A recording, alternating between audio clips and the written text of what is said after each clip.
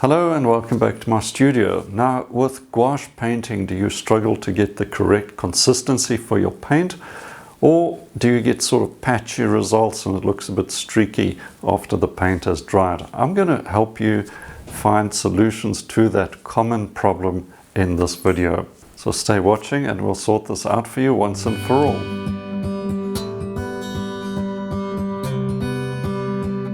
Okay, gouache is a great medium to use, but it has its issues.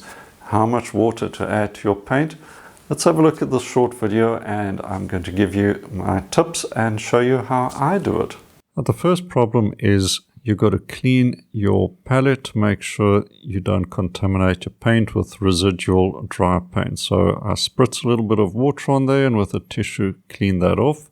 And then the next is when you get water on your brush, you've got to make sure your brush is dried off properly using a tissue.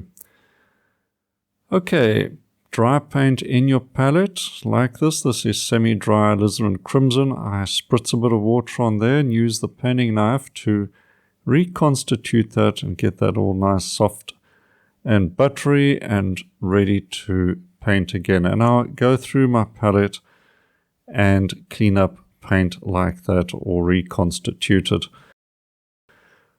Also, if you got contaminated paint like this, don't add new paint on top of it. Clean all of that contaminated paint out. If it's too dirty, just get that out of the compartment so you can add new paint there and have it nice and vibrant. Okay, so the biggest problem, how much water to get into your paint. How much water do you need to get the ideal consistency? So put a little pea-size blob of paint like this on the palette and let's just see how that goes. And you can see it's very dry. It sort of scumbles. It's not going to be easy to paint with this. Too dry. So put a little bit of water next to the paint and I sort of drag the paint into the water and work it until it gets to a consistency that I'm happy with. But let's see what too much water looks like. Okay, so it's a lot of water in there and you can see all of that water just seeping around there. You can just spread it around and that's no good. All right, too much water. Let's just go through that with some yellow paint and you can see how it just bleeds through.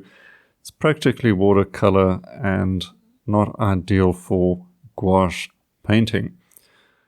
Let's try again and put a little water on the side, drag some paint in, and this time we're getting closer but still not right. Okay, you can see at the top there, still too wet.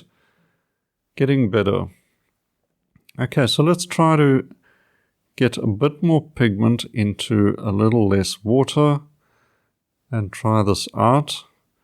And that's pretty much the consistency you want. Easy flow, but not dripping with water.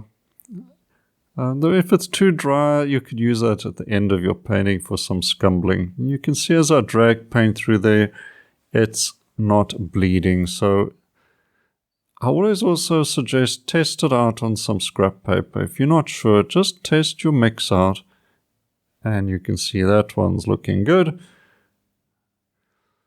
Okay, so getting a non-blotchy bit of gouache onto your palette.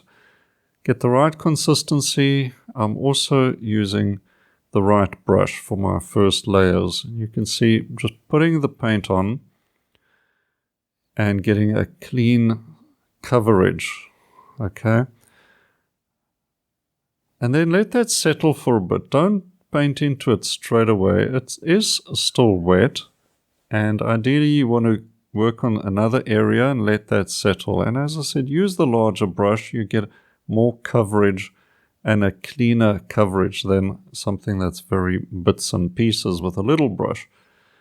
Use the little brush right at the end of your painting.